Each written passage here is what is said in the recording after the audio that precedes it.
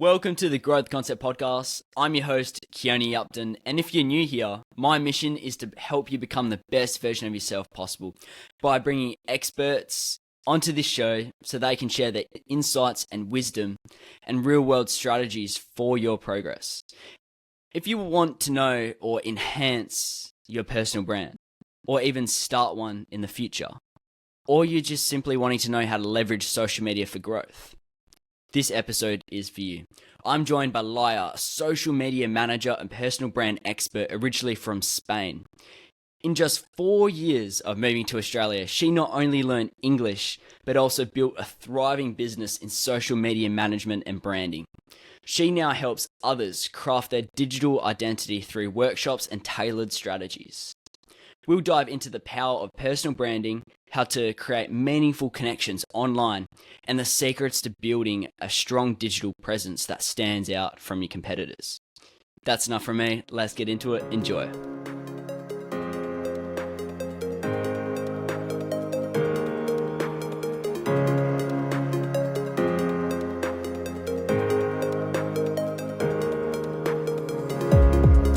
Laia, welcome. Thank you so much for coming onto the Growth Concept Podcast to share your wisdom over the whole social media world these days. Thank you so much for coming on the show. Laia, tell us a bit about what you do, and if I was going to see an average day in your life, what would I see? I work with different clients creating their marketing strategy, but I'm more focused on social media just because I'm more focused on storytelling and the stories behind the brands. So that's why I use social media to create those connections with their potential clients or their clients. So I spent a lot of time in social media, but yeah, I have in my day, there is a part of a strategy for my clients, a part creating content for them. I have lots of meetings as well because I need to understand really well their stories to be able to explain them. When you say social media, is that all platforms like TikTok, Instagram, Facebook and stuff? Yeah, it depends on the client and their audience. So if it's a B2B business, I would be more on LinkedIn. While if it's something that a company that they are targeting, for example, young people, I would be more in TikTok. So it depends on the business that I would be working on a different social media And this is platform. obviously mainly on laptop, or is it in-person interactions as well? You mean my job? Yeah. I do a lot of the meetings online now, but I'm doing also in-person meetings, but I work for overseas as well because, well, actually I'm moving now to Spain. So I have lots of meetings with Spain in the Spanish time zone. So yeah, How have you found with the work you're doing from obviously being in Australia and having some clients in Australia? Do you have any clients in Australia? Yeah, I have some clients in Australia. I used to have more before, but now that I know that I'm moving back to Spain, yeah, the clients from Spain are approaching to me more than the Australians. How do you find different work environments from the Spanish social media to the Australian social media? Is there a difference in like the niche market over there, or like with trends and stuff? Yeah, just the language is different. So creating the content and, for example, the humor is different. I work a lot doing international marketing, and depending on your audience, you need to create different content. So, for example, I work a lot with Spanish companies that want to expand into Australia. So the content we are doing for the Australian market is really different to the content that they are doing for the Spanish market. So, yeah, of course, there is differences, but at the same time, this is a global tool and a global strategy marketing. So there are a lot of common things, but in terms of content, it will be different for the different audiences. Yeah, that's very valid. Your mission stood out to me on your website. Your mission is to create meaningful connections that drive results, that tell unique stories behind each brand. Why is this your mission, and why is that so important to you? Well, behind every business and every brand, there is a story, because there is a person or a group of people that have their stories and a reason why they built that company. And I believe on those emotional connections between them and their clients or potential clients. It's not the same buying to someone that you don't know than buying to someone that you know. So, and you know their story behind. So creating those emotional connections through those stories, it's something that I find really valuable and something that can differentiate you to your competitors. With your marketing, do you look at specific things other than their story, or is it purely emphasizing that business's story and having that accessible for the potential customers or clients? Well, I feel that the story, I would say, is the main pillar. But then, of course, we have other content pillars. I always talk about content pillars. That I would say the main one is the story of the brand, but also you need to educate your clients, for example, on what you are doing and how you can help them. Or you need to promote, of course, your products or services. Although I would say always that the promotion shouldn't be more than the 20% of your content. So yeah, I try to balance the different kind of content, but having the story of the brand, I would say the main pillar. Because I remember the workshop you did a few months back now. It was the 3 pillars. It was educate. What was the other one? Educate, because one was promote. That was the last one. Promote and inspire. Inspire, that's right, yeah. Do you apply the same system to your work? Yeah, exactly. And you were saying 20% roughly is promoting, and then would it be evenly spread between inspiring the client and educating them? Yeah.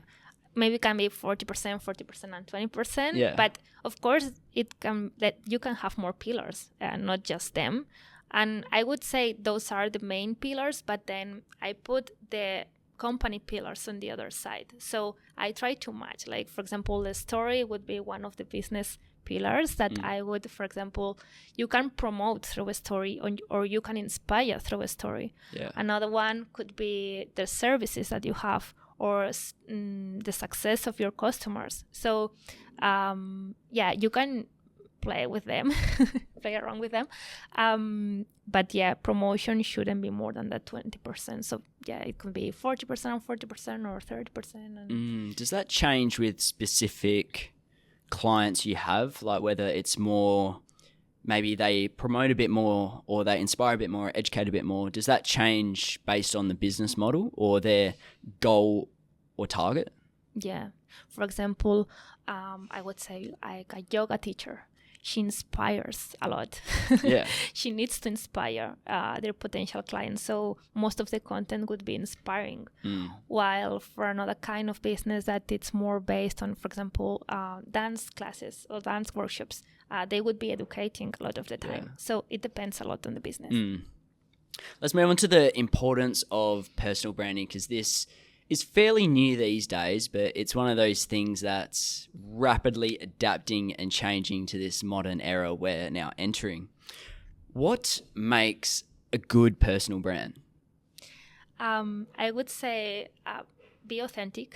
Authentic, yeah. Yeah. Also share your values. Share what is behind the scene for you. And yeah, build trust with your customers. Of course, while you're working with your personal brand, you will be sharing your journey. Well, you should be sharing your journey. You should be sharing your achievements. So you will be also building your authority. So that's it. Like, for example, you cannot base your personal brand on what ChatGPT is saying to you. Sorry, do you mind repeating that? I mean, like the artificial intelligence. Oh yeah, okay, yep. So because some people is okay, I'm gonna work on my personal brand this 2025. I'm gonna be more. I'm gonna be posting more on LinkedIn. Okay, but what are you gonna be posting? And some people just ask to ChatGPT like, I need to create a post for my LinkedIn, and I do this and this and this. And they are not being that authentic. So they are not sharing, like they are not keeping their voice.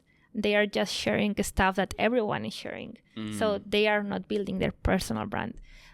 It's so important that when you start building your personal brand, you start being authentic. You don't want to be everything to everyone. Yep. You're going to have your audience that you are going to be targeting, and maybe there is people that they don't like you, and that's totally fine. It's your personal brand. Yeah, I think that's good to highlight as well, that you can't be everyone's favorite, and if you were, you would be no one's favorite. Yeah. You mentioned that authentic. What does that mean to create an authentic brand? Does that mean like the content you create is based on the mission someone is on, or is it something a bit different? I would say be yourself. I'm saying authentic. Share what you are. Why are you doing what you are doing? What are your mistakes? Because everyone has mistakes, and that's totally, like, we can understand that. Yeah. That's part of yourself, and I also have my mistakes. So that's what means being authentic for me. Do you find that sharing those mistakes on a platform as such creates that trust and authenticity behind your brand? That makes you human. Yeah. And people is not buying to logos. They are buying to other people. So, of course, you can share your mistakes, but then you also can share your solution. How did you solve that problem, that mistake that you did? And also, you can also share your achievements. So it's not all about what you have done wrong. It's about how you are building your career or your journey, and how are you in your business. Like, no one is perfect. Yeah, 100%. Why is personal branding crucial in today's digital age, especially for professionals, entrepreneurs creating a business or a platform? Yeah, it's similar to what I was saying at the beginning. That makes you different to your competitors. And for example, I'm going to say, like, imagine that you need an accountant, that you have a business and you need to find an accountant to help you. And you start Googling different accountants in Perth. And there are nice websites that they are showing their services and how they can help you. But you find one accountant that he or she is sharing their journey, their achievements, tips. They are sharing what they are doing. Yeah. So would you choose that accountant, or you would choose another accountant that you don't know anything about? That just has a nice website. That has just clicked with my brain. Like, having that kind of documenting that journey or your mission throughout it to where you are now. Like, people look at that and be like, oh, he's legit, like, or that person's legit on what they're doing. That's a really good point. It is. With your clients that you have, do you mind sharing a story or experience that you had, that a massive transformation they had, whether it was in their personal brand, business? Do you mind sharing a journey or experience that completely transformed them? Yeah. I'm going to share my experience. Yes, let's hear it. As you know, I'm from Spain, and I came here in Australia 4 years ago. I had my own business back in Spain, and I was here for personal reasons. So I had to start almost from scratch. So I needed to build that personal brand. First, I wanted to find a job. And that was not intentional, but with my husband, we started a YouTube channel to show our journey here in Australia. And actually, it was in Catalan. That's the Catalan language in Spain. So actually, Australian people didn't really understand what we were saying in that YouTube channel. But that helped me to find my first job and also my first client. Wow. Congratulations. Because they could see that I could edit videos, that I could show up in front of the camera, and they could see something on me. And they both told me that one of the reasons why they chose me was because they could see myself in YouTube. And they couldn't understand anything of what I was saying, but it helped to them. That was the first part, because when we talk about personal branding, it's not about for people that has a business. It's also for people that maybe wants to find a job, or they just want to start building their career. So that can help them to find a job as well, for example. But then I decided to start my business here in Australia as well. So I had to find clients. I didn't have a network. I didn't know anyone. And English was not my first language. So it was, I had to start from scratch again. And I said, okay, I'm going to work on my personal brand, but this time I'm going to do it right in English and in appropriate platform. So I started posting on LinkedIn. And I was, at the same time, I was going to a lot of networking events. And every time I was meeting someone, I was asking for their LinkedIn profile and I was connecting with them.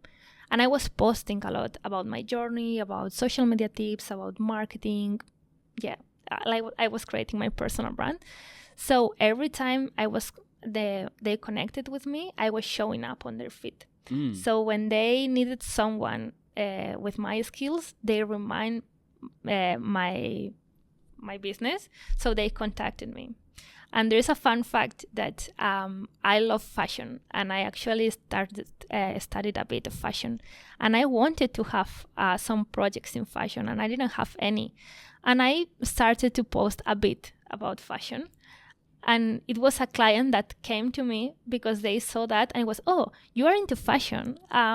You studied something about fashion, and I have this project that I would like you to do. So I would say that's a success story. So cool. Wow. It's like so cool having that transformation of, because you pretty much had to start from scratch from coming from Spain to Australia. What fears or challenges did you come across when you were starting your personal brand pretty much from scratch? I would say because it was in a completely new country. And especially different language too. Yeah. I imagine that'd be so hard. For me, that was the hardest part, the language, because I was not confident enough. I was thinking, I'm selling communications to people that don't talk my language. So I was so unconfident at the beginning, but it was after working on my personal brand and starting getting feedback from my clients and potential clients and people in the field when I started to build my confidence, and I was more confident to be posting. But I would say confidence was the first challenge that I had. But I would say that I was my worst enemy. How? Because I was the one that was thinking that I was not enough for the Australian market, while everyone I was talking to, they were so happy with my work and they wanted to work with me. So I think we need to be confident and we need to start posting. So sorry, this is I would say that was the challenge that I had, that I overcame. Having that adjustment of obviously language, as well as that limiting belief of feeling like you're not good enough for the Perth market. Why do you think you had that limiting belief of not being good enough for the Perth market, even though you were excelling in the Spain market as such? Like, where does that correlation come from? I don't know. I think it was just my head. Just the fear, yeah. Yeah, that's just the fear. Just that I was not feeling that good in English at the time and that confident. Even I went to an English school when I first arrived. I did my IELTS exam and I was I had the advanced mark. So I was good in English. But because, of course, sometimes the Aussie accent, it's quite hard sometimes. So with the first meetings, I was so afraid about maybe I don't understand them well, or I miss something that it's important, or maybe, I don't know. Did they teach you the Aussie lingo? Like Macca's? Yeah, when I first arrived and I went to the English school, that was that book that was called Aussie Slangs. So I was studying at night, okay, Arvo, afternoon, that kind of things. G'day, mate. Yeah. That's a good one as well. Obviously with your business now being established in Australia as well as, do you still have the one in Spain? Or are you going to build that one up as well? Yeah, I'm building that now. I'm doing it international, so I'm not based in any place anymore. So what I want to be is to have an international business, so I can have clients in Spain, clients here in Australia. I'm launching this week actually. Congratulations. So That's very exciting. All links will be in the show notes to this episode as well for the audience to check out. With personal branding, what common mistakes do you see people making that you see online with starting out their personal brand? I would say not being authentic. As I was saying before. Think too much about promoting your business or yourself.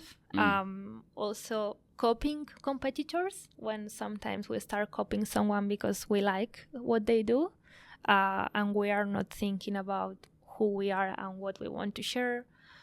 Being too selfish as well, just talking about myself. We need to think about the people that it's behind the screen and what they want to read, what challenges they have, so we can we can inspire them. So if we are talking too much about ourselves, they are not gonna read us, for example. So yeah, it's say. Like, the truth is, like, no one really like cares about you. It's what you offer, what value you can provide, which is something I've definitely found with starting a personal brand for myself, which has been a good learning curve. It is. With obviously touching on personal branding now, let's talk about the strategies, that social media strategy for leveraging the platform to help grow your personal brand to the next level. What does a good social media strategy involve in your view? As what we were talking before, and we talked in the workshop where we met, the first thing, it's know your audience and analyze them. So as we were saying, we cannot be everything to everyone, and not everyone is gonna need our services or products, for example. So let's see who we want to target and what they need and what they want. So checking what are their challenges, their goals, what inspire them, how they are, their age as well. So the first part that comes in a strategy, in a social media strategy, is to know them. Then we need to define those content pillars that we were saying before. So we need to define, we always have education, promoting, inspire, but then we need to have our own pillars depending on our business. So they can be maybe your services, your story, your values, success stories, for example.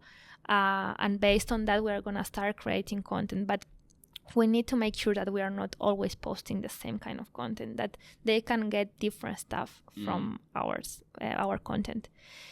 The third part would be about optimizing our profile. Now, especially now that we are entering in 2025, there are those search engines in social media like Google. That SEO marketing, search engine optimization. Yeah, exactly. We use SEO more for Google, to rank our content in Google. But that's coming more and more to social media. So if someone looks for our kind of services, they are searching in the Instagram bar, for example, we need to come up there. So to be the first people that they find, or the first account in the list, we need to use the right words in our profile. So for example, in Instagram would be our name. It's important that we don't have just our business name.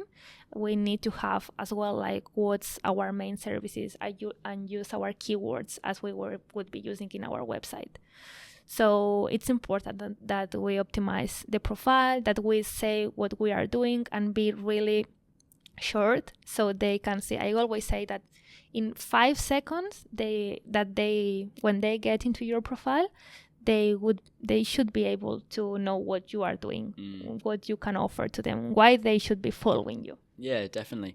With your own established businesses, what are a couple keywords you would use to help that search engine optimization for your benefit? For my business. Yeah. What would it be? Digital marketer or something? Yeah, it depends. If you want to focus more on social media management, it could be social media manager in Perth. Or for example, now that I'm more focused on international marketing, I have international marketing. Or it depends on what you are doing. If you are just doing digital marketing in general, so you can say digital marketing agency. There are different ways to do it. You mentioned at the start of having that good solid social media strategy of knowing your audience, knowing your niche market. How does someone identify their niche market, and what questions should they ask themselves for the value they're bringing to the table is for that? So good question. Yeah. That's something that comes before the marketing strategy. When you are creating a business, you need to know who are you targeting. For example, if we are selling, I don't know, kids shoes, we know that our audience will be parents. So it comes with the business strategy, and once we have the business strategy done, we should be able to know who our audience is. So yeah. Definitely. So with small business and solopreneurs as such, how can they make the most of their limited time and resources that they may have to create an effective personal brand and leverage the social media platforms out there? The first part would be creating that social media strategy. Then have a good content calendar. So once we have all this part done and we know what kind of content we want to start posting, let's create a calendar and see which days we want to post and what we want to post.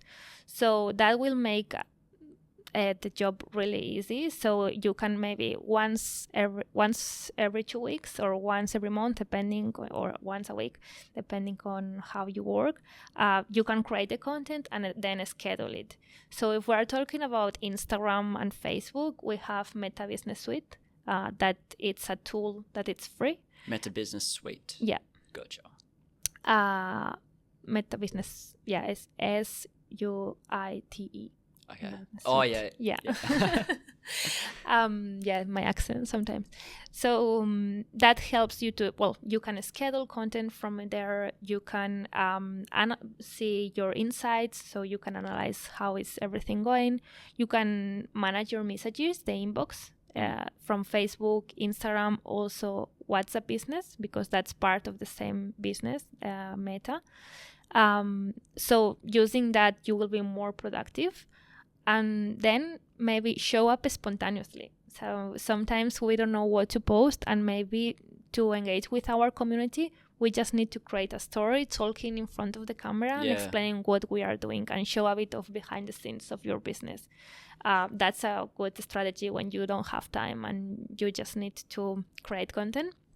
That could be a good example of content we can do. And then there are also, if you are creating reels and short videos, there are some tools that makes the job easier. There is CapCut from TikTok, and then Instagram is just announcing that they are also creating an app that they are copying. I need to stay up to date to these trends, eh? With just touching on what's been happening with TikTok lately, with good old Trump banning TikTok in the US, do you feel that's going to affect social media platforms elsewhere in different countries with TikTok being banned, or is it kind of who knows at this point? With everything that is going on in the world, it's so hard to answer because also from Meta, from Instagram, they are doing some announcements that are quite tricky.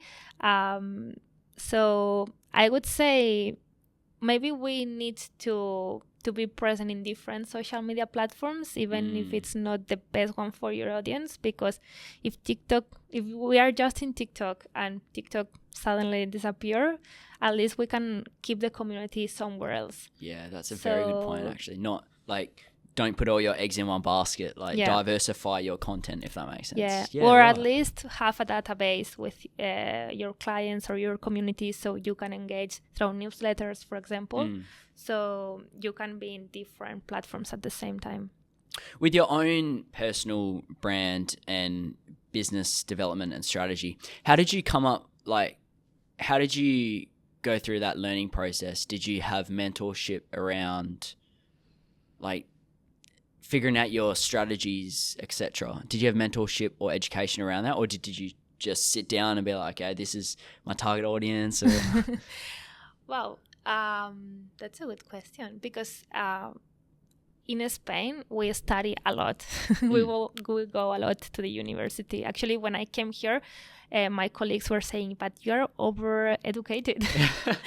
But in Spain, you need to have your degree, your master, your postgraduate diploma. So you study a lot because there's a lot of people and you have a lot of competitors. So that's something that it's considered a good point in your resume.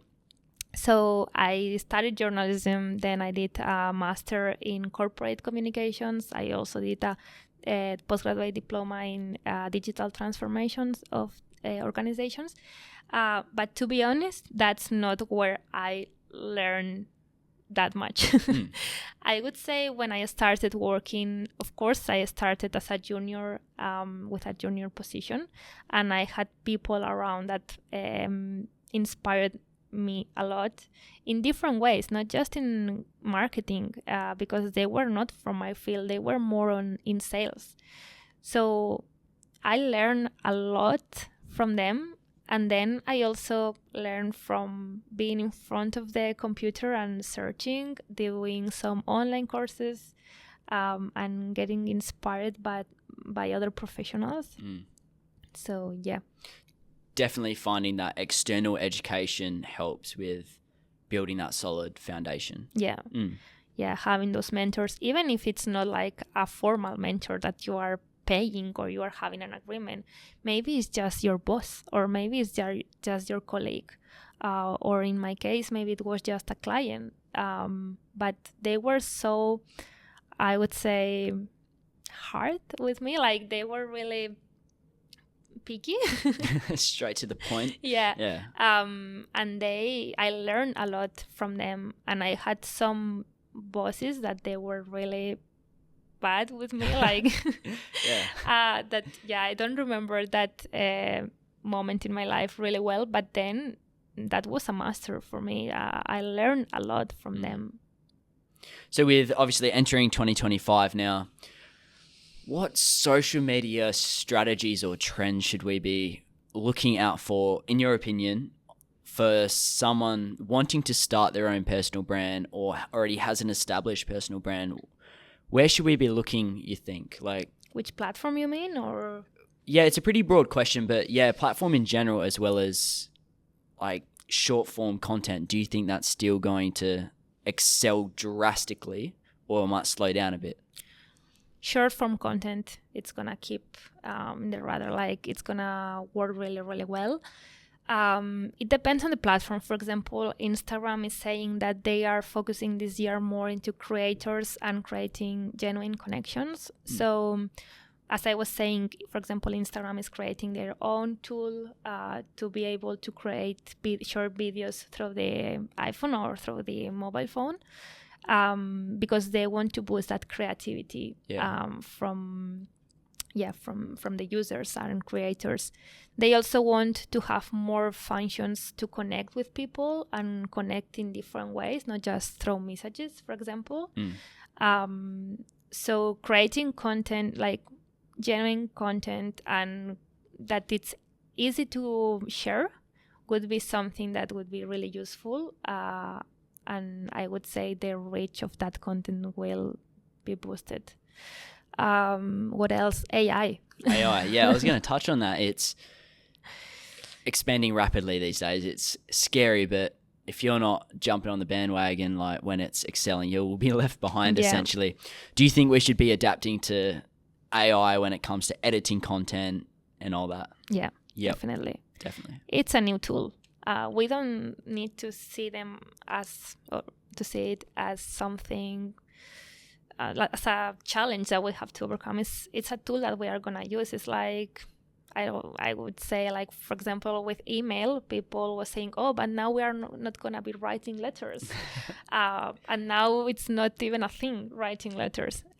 So we have to think that this is a new tool, and we need to adapt ourselves to those tools, and take that as an advantage. Yeah, definitely. I got 2 last questions for you. Okay.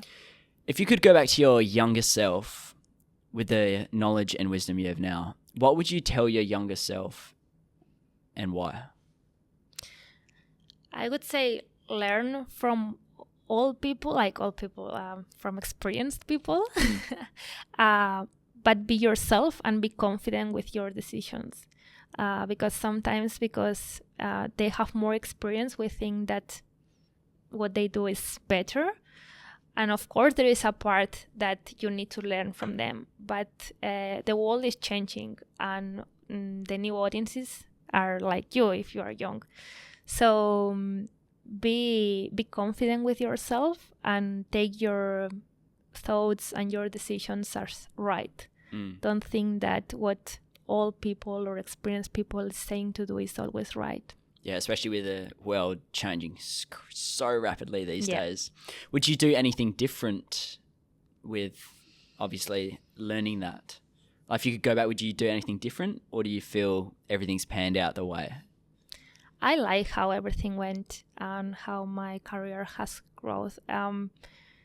I don't think I would change anything. Everything has been a learning from me, for me. Just that part of being more confident, especially when I arrived to Australia. Yeah. But just for myself, because everything went well. It was more about how my anxiety was going on at the time. But yeah, be confident. How long have you been in Australia for?